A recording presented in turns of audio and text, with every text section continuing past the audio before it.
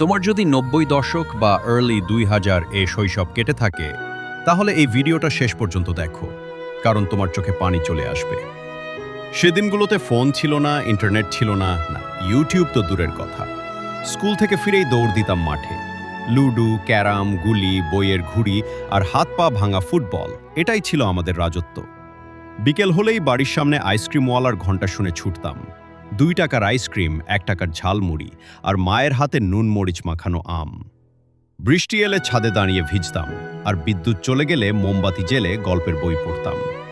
টিভিতে মিসির আলী, কথাশরীদ সাগর, আজ রবিবার আর কার্টুন দেখার জন্য ভাই বোনের সাথে ঝগড়া করতাম।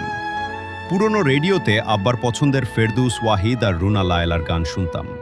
কোনো স্মার্টফোন ছিল না, তবু আমরা ছিলাম সবচেয়ে খুশি। আসল বন্ধুত্ব ছিল, আসল খেলা ছিল, আসল স্মৃতি ছিল। যদি তোমারও ৯০ দশকের এই সোনালী দিনগুলো মনে পড়ে, তাহলে